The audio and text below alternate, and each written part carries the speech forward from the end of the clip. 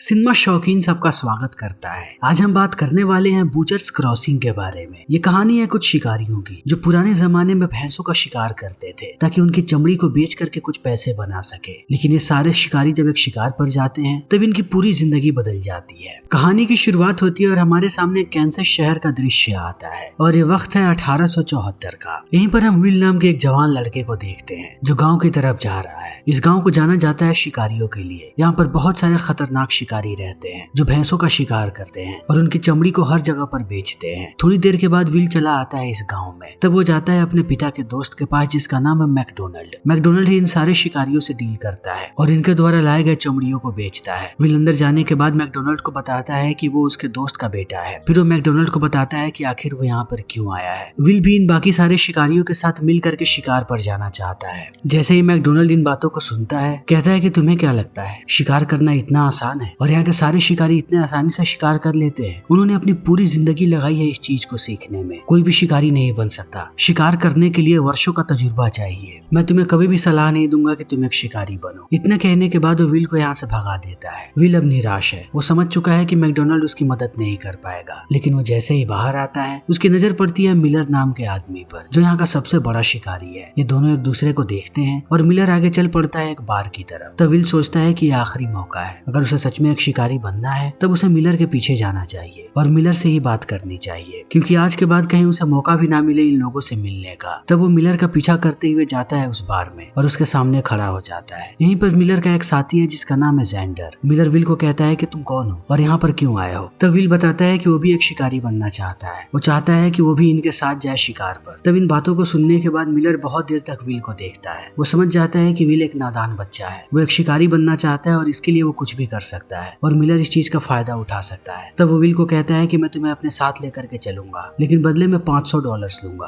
क्या तुम्हें मंजूर है? मिलर $500 इसलिए मांग रहा है ताकि वो अपने लिए कुछ घोड़े ले सके और गाड़ी भी। इस बार वो लोग जहाँ पर शिकार करने के लिए जा रहे हैं वो जगह यहाँ से बहुत दूर है। तो अगर उन लोगों ने चमड़ियों को निकाला तब उसे लाने में बहुत मेहनत लगेगी और मिलर इसी चीज की तैयारी कर रहा है और इस चीज के लिए उसे $500 की जरूरत है और कुछ लोगों की भी। इन बातों को सुनने के बाद विल सोच में पड़ जाता है क्योंकि उसके पास $500 ही है जिसे वो खाने और रहने के लिए इस्तेमाल करने वाला था। लेकिन वो मिलर की बातों में आकर के उसे $500 दे देता है। मिलर भी अब खुश है कि वो वहाँ पर शिकार करने के लिए जा सकता है। वो जाता है अपने चौथे साथी के पास जिसका नाम है फ्रेड और उसे भी पूरी बात बताता है। फ्रेड भी तैयार है इनके साथ जाने के लिए। तब मिलर सबको लोकेशन बताना शुरू करता है। इस बार ये लोग जहाँ पर जा रहे हैं वहाँ पर जाने में महीनों लग सकते हैं क्योंकि वो जगह बहुत दूर है। वहाँ पर बहुत सारी भैंसें हैं और ज्यादातर शिकारियों को उस जगह के बारे में पता भी नहीं है, तो इन्हें कोई भी डिस्टर्ब नहीं करेगा। मिलर कहता है कि मैंने पूरी प्लानिंग कर ली है, किसी को कोई भी दिक्कत नहीं आएगी और अब हमारे पास पैसे भी हैं। तब सारे लोग मान जाते हैं और चलना शुरू कर देते हैं। बहुत दिनों के सफर के बाद ये लोग पहुंच जाते हैं उस लोकेशन पर। यहाँ आते ही इन्हें बहुत सारी भैंसें भी नजर आती हैं। ये सारी की सारी भैंसें जंगली हैं। इसी बीच इन्हें एक लाश नजर आती है। ये लाश एक शिकारी की है जो इनसे पहले यहाँ पर आया था। ये लोग देखते हैं कि उसके शरीर में हिरण का सींग घुसा हुआ है और विल को समझ में आने लगता है कि ये जगह कितना खतरनाक हो सकता है। इनकी एक गलती इनकी जान ले सकती है। तभी यहाँ पर एक औरत आ जाती है अपने 2 बच्चों के साथ और इन्हें कहती है कि वो रास्ता भटक चुकी है। कई दिनों से वो यहाँ पर भटक रही है। वो लोग प्यासे भी हैं, उन्हें पानी की जरूरत है। इन बातों को सुनने के बाद विल उनकी मदद करने जाता है। तभी मिलर आकर के बंदूक तान देता है इस औरत पर और विल को कहता है कि इसे पानी देने की जरूरत नहीं है। विल इस बात को नहीं समझ पाता कि आखिर मिलर ऐसा क्यों कर रहा है। बंदूक देखने के बाद वो औरत अपने बच्चों को लेकर के चली जाती है। तब मिलर कहता है कि ऐसी औरतों पर कभी भी भरोसा नहीं करना चाहिए। ये धीरे धीरे तुम्हारे नजदीक आएंगी और तुम्हें मार करके तुम्हारा पानी और सारा सामान छीन के लेकर के चली जाएंगी। जितना हो सके इनसे दूर रहो। विल को समझ में आने लगता है कि मिलर बहुत ही स्वार्थी है। उसे ज्यादा परवाह अपने पानी और अपने घोड़े की है, किसी और की नहीं। ये लोग दोबारा चलना शुरू कर देते हैं लेकिन अब धीरे धीरे विल की हालत खराब होती जा रही है। उसे प्यास लग रही है मगर इनके पास इतना पानी नहीं है कि ये लोग पानी पी सके। जैसे जैसे विल की प्यास बढ़ती है वो हेलुसिनेट करना शुरू कर देता है। उसे समझ में नहीं आता कि वो क्या करे। ये लोग ऐसे ही आगे बढ़ते जाते हैं। थोड़े समय के बाद विल की प्यास इतनी बढ़ जाती है कि वो गंदा पानी भी पीने लगता है। उसे अब किसी चीज की कोई भी परवाह नहीं है। इन्हें जल्दी से उस लोकेशन पर पहुंचना है जहाँ पर ये लोग शिकार करेंगे और उस जगह के लिए इन्हें चढ़ाई करनी पड़ेगी। इनके लिए सबसे बड़ी दिक्कत है घोड़ा गाड़ी, जिसे पीछे से धक्का देना पड़ता है। इस घोड़ा गाड़ी को 2 ही लोग धक्का देते हैं, विल और फ्रेड। ये दोनों धीरे धीरे थकते जा रहे हैं लेकिन किसी को भी रुकने की अनुमति नहीं है वरना मिलर उन पर भड़क जाएगा। बहुत समय चलने के बाद ये लोग उस लोकेशन पर पहुंच जाते हैं जहाँ के बारे में मिलर ने बात की थी। ये जगह देखने में खूबसूरत है। जब विल ऊपर से देखता है तब उसे हजारों भैंसें नजर आती हैं। इनकी नजर जहाँ तक जाती हैं वहाँ तक सिर्फ और सिर्फ भैंसे हैं। ये लोग समझ जाते हैं कि जल्दी ही ये लोग अमीर हो जाएंगे। ये लोग कैंप लगाना शुरू कर देते हैं। कैंप लगाने के बाद वो दिन आ जाता है जब इन्हें शिकार करना है। मिलर विल को कहता है कि तुम मेरे असिस्टेंट हो, तुम्हारा काम होगा कि तुम मेरे राइफल को क्लीन करोगे और गोलियां भर के दोगे जब मैं गोली चलाऊंगा। यहाँ पर सबसे ज्यादा तजुर्बा अगर किसी को शिकार करने का है तो वो मिलर ही है, यानी मिलर ही भैंसों को मारेगा, बाकी लोग उसे असिस्ट करेंगे। मिलर अपनी जगह लेता है और ढूंढने लगता है कि आखिर इन भैंसों में से इनकी मुखिया कौन है, क्योंकि अगर उसने मुखिया को मारा तो बाकी भैंसें जल्दी नहीं भाग सकती। अगर मुखिया के अलावा उसने किसी और को मार दिया तब सारी भैंसें यहाँ से जल्दी भाग जाएंगी। वो भैंसे को चुनता है और गोली चला देता है। अब मुखिया की मौत हो चुकी है और सारी भैंसें रुक जाती हैं। तब मिलर विल को कहता है कि राइफल को साफ करो और जाओ पानी लेकर के आओ, पानी से राइफल बेहतर तरीके से साफ होगा। तब विल भाग करके आता है कैंप की तरफ पानी लेकर के जाने के लिए। जब तक वो पानी लेकर के जाता है वो देखता है कि मिलर ने बहुत सारी भैंसों को मार दिया है। तब वो विल को कहता है कि आज का शिकार यहीं पर खत्म होता है, अब तुम्हें फ्रेड के साथ जाकर के काम करना है। फ्रेड का काम है कि वो भैंसों की चमड़ी उतारे। तब विल चला जाता है फ्रेड के पास और वो लोग चमड़ी को निकालना शुरू कर देते हैं, क्योंकि इन्हें पैसे चमड़ी से ही मिलेगी। इन सारी चीजों को देखने के बाद अब विल खुश है, क्योंकि जो वो करना चाहता था फाइनली वो उस काम को कर रहा है। वो ऐसे ही फ्रेड के साथ चमड़ी निकालते रहता है। पूरे दिन ये लोग चमड़ी निकालते हैं और रात में बैठ जाते हैं आग जला करके। इन्हें भैंसों का ही मांस खाना है, ये लोग उसे ही खाते हैं। सारे लोग खुश हैं। विल बहुत ही ज्यादा थका हुआ है। इन लोगों ने बहुत सारी चमड़ी निकाली है। ज्यादातर लोगों को देख करके लगता है कि सारे लोग सेटिस्फाइड हैं। ये चमड़ियां काफी हैं। इतना बेचने के बाद ये लोग बहुत ही ज्यादा प्रॉफिट बना लेंगे। सबकी आंखों में दिख रहा है कि वो लोग वापस घर जाने के लिए तैयार है, लेकिन मिलर अभी भी यहाँ पर रुकना चाहता है। विल इस चीज को देखने के बाद समझ नहीं पाता कि मिलर को वापस क्यों नहीं जाना, और विल में इतनी हिम्मत भी नहीं है कि वो इस सवाल को मिलर से पूछे। सब एक दूसरे की तरफ देखते हैं कि आखिर मिलर से सवाल पूछेगा कौन, और रात ऐसे ही बीत जाती है। अगली सुबह मिलर दोबारा उठता है और फिर से राइफल लेकर के चला आता है भैंसों का शिकार करने के लिए और उन्हें मारना शुरू कर देता है। तब फ्रेड अपने आप को नहीं रोक पाता और मिलर से कहता है कि तुम और भैंसों को क्यों मार रहे हो, हमारे पास ऑलरेडी बहुत ही ज्यादा चमड़ी है। अगर इस सारे चमड़ी को हमने बेच दिया तब हम बहुत ही ज्यादा प्रॉफिट में आ जाएंगे। हमें और भैंसों को मारने की जरूरत नहीं है, और चमड़ी हमारे किसी काम की नहीं है। मिलर कहता है कि तुम क्या बात कर रहे हो, तुम शायद भूल चुके हो कि कितनी मुसीबत का सामना करने के बाद हम यहाँ तक पहुँचे हैं। अगर इतनी जल्दी हम सेटिस्फाई हो गए और वापसी कर ली तब हमारे यहाँ आने का कोई फायदा नहीं होगा। हम ऐसे जगह पर हैं, हमारे सामने भैंसे ही भैंसे हैं, हम बहुत सारा पैसा बना सकते हैं। मैं इतनी आसानी से यहाँ से वापस नहीं जाना चाहता। मैं यहाँ से इतनी चमड़ी लेकर के जाऊंगा कि शायद अगले कई महीनों तक हमें शिकार पे जाने की जरूरत नहीं पड़ेगी। इन बातों को सुनने के बाद ये लोग चुप हो जाते हैं और मिलर फिर से शिकार करना शुरू कर देता है। वो हर रोज बहुत सारी भैंसों को मारता है और ये लोग ऐसे ही चमड़ी को निकालते हैं। देखते ही देखते 14 दिनों का वक्त बीत जाता है। इनके पास अब बहुत ही ज्यादा चमड़ी हो चुकी है। धीरे धीरे इनकी हालत खराब हो रही है, मगर मिलर अभी भी वापस नहीं जाना चाहता। 14 दिन के बाद फ्रेड की हालत खराब हो जाती है। वो मिलर को कहता है कि अब हमें वापस चलना चाहिए। एक बार जरा नजर उठा करके देखो, यहाँ पर कितनी ज्यादा भैंसों की चमड़ी पड़ी हुई है, इतना हमारे लिए काफी होगा। मिलर कहता है कि मैं अभी वापस नहीं जाऊंगा, यहाँ पर बहुत सारी भैंसे हैं, मुझे ज्यादातर भैंसों को मार गिराना है और उनकी चमड़ी को लेकर के जाना है।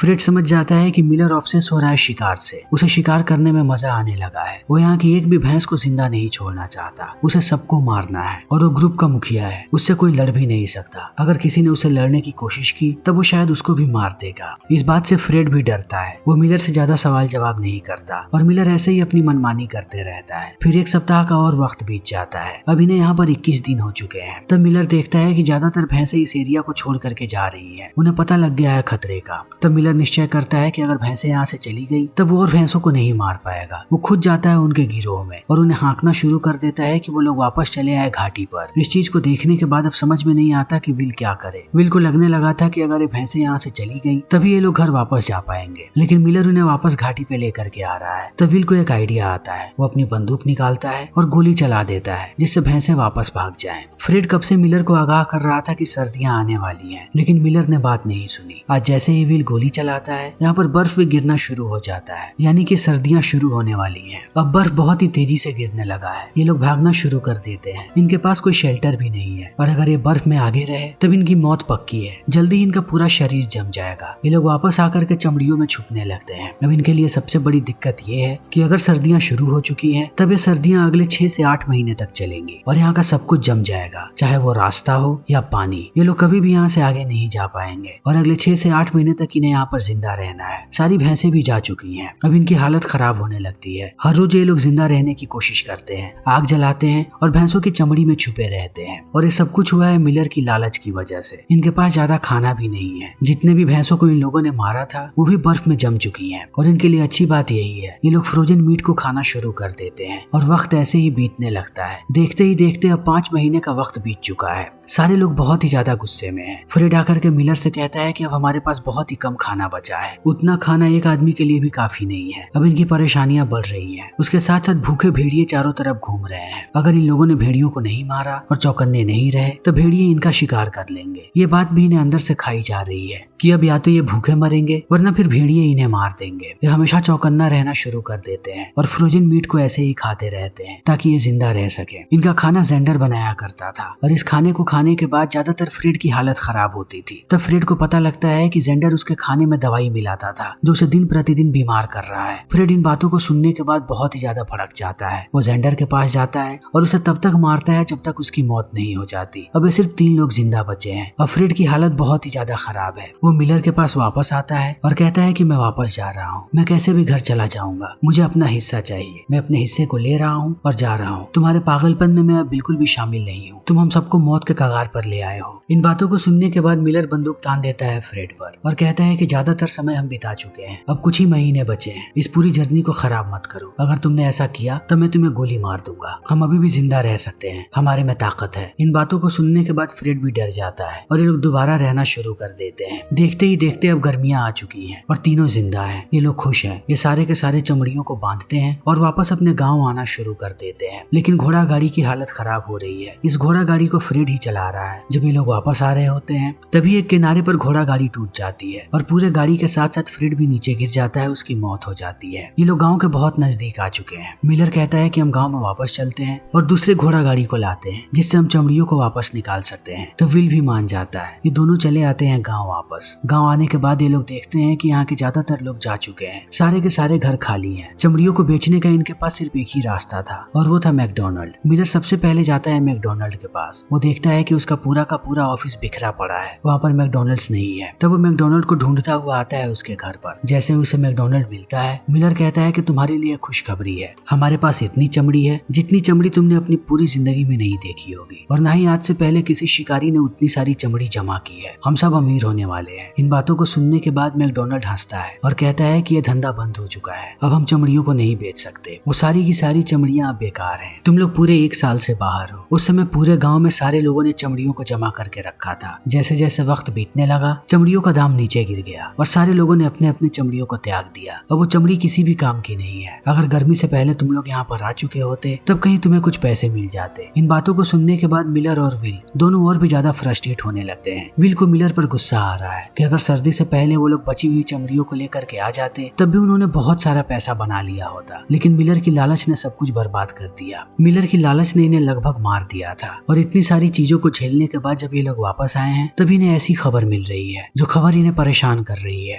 पूरे साल इन लोगों ने स्ट्रगल किया है और उसके बदले में इन्हें कुछ भी नहीं मिल रहा। इन चीजों को सुनने के बाद ये दोनों बहुत ही ज्यादा परेशान हो जाते हैं। मिलर बहुत ही ज्यादा गुस्से में है। वो गाँव से वापस जाता है और सारी चमड़ियों को वापस लाता है और वापस लाने के बाद मैकडोनल्ड के ऑफिस में रख करके आग लगा देता है। सारी चमड़ियां उसके सामने जल रही हैं। मिलर जोर जोर से चिल्लाता है अपना फ्रस्ट्रेशन निकालने के लिए। उसने अपनी जिंदगी दांव पर लगा दी थी और बदले में उसे कुछ भी नहीं मिला। ये चीज उसे अंदर से पागल कर रही है। 1860 के वक्त में पश्चिमी अमेरिका में लगभग 6 करोड़ से ज्यादा जंगली भैंसें हुआ करती थी, लेकिन अगले 20 साल में उनका ऐसे शिकार हुआ कि उनकी जनसंख्या 300 से भी कम बच गई। आज के समय में उनकी जनसंख्या है 30,000, वो भी उत्तरी अमेरिका में। उत्तरी अमेरिका में जितने भी लोग थे उन लोगों ने बहुत ही बड़ा रोल प्ले किया है इन सारे जंगली भैंसों की प्रजाति को बचाने के लिए। ज्यादातर लोग इन्हें जंगली भैंसे नहीं बल्कि बाइसन कहते हैं। बहुत सारे नेटिव अमेरिकन अभी भी लगे हुए हैं इनकी प्रजाति को बचाने के लिए। और अब इसी के साथ ये फिल्म यहीं पर खत्म हो जाती है। तो दोस्तों हमारी आज की ये वीडियो यहीं पर खत्म होती है। अगर आपको हमारी ये वीडियो पसंद आई हो तो इसे लाइक करें, शेयर करें और चैनल को सब्सक्राइब करें। Thank you.